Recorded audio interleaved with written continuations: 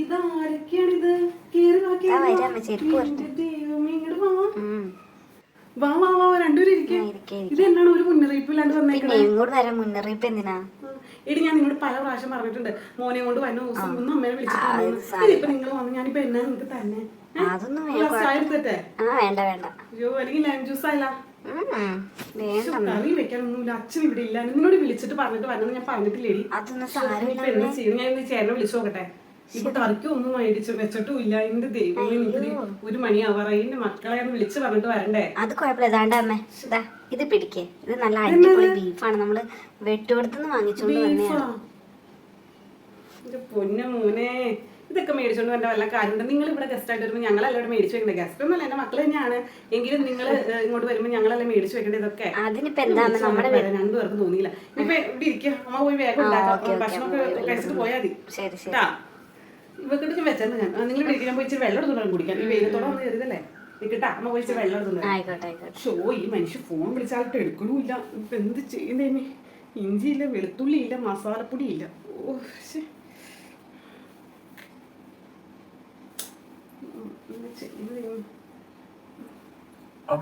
ഇയാൾ ഈ ഫോൺ ഇവിടെ എടുത്ത് വെച്ചേക്കാണോ? അല്ല ശരി മീറ്റ് മസാല തീർന്നിരിക്കായിരുന്നു.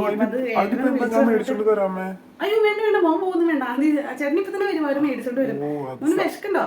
വിശക്കണെങ്കിൽ അച്ചിങ്ങ മെഴുക്കുവറ്റിരിക്കുന്നുണ്ട്. പിന്നെ ഇച്ചിരി അച്ചാറൊക്കെ ഉണ്ട്. എനിക്ക് വിശക്കുന്നില്ല. ഞാൻ മേടിച്ചു. അയ്യോ വേണ്ട മോന് വേണ്ട. അമ്മ എന്തൊക്കെ വേണമെന്ന് പറയാം. ഞാൻ മേടിച്ചോണ്ട് തരാം. അമ്മ ഞാനൊരു പറയുന്ന സ്ഥിതിക്ക് ഒരു കാര്യം ചെയ്യാം. ഞാനൊന്ന് എഴുതിക്കൊണ്ടുവാ.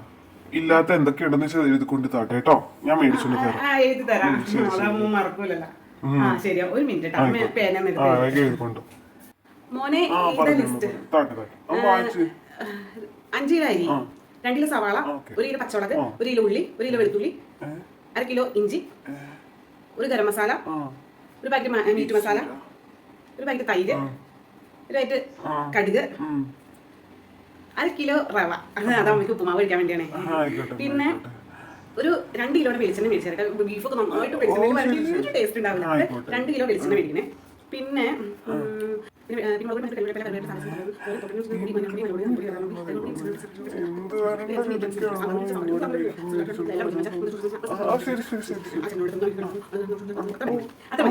അത്ര മതി.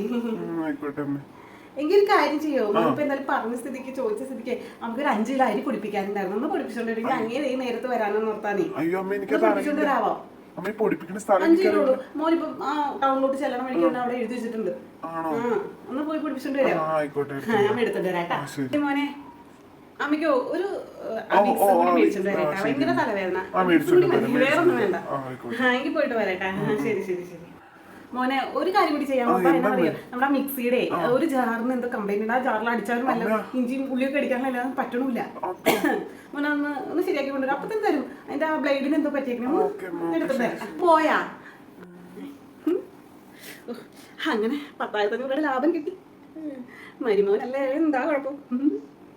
ഈ വീഡിയോ ഇഷ്ടമായ ലൈക്ക് ചെയ്ത് സപ്പോർട്ട് ചെയ്യാൻ മറക്കല്ലേ. ബൈ.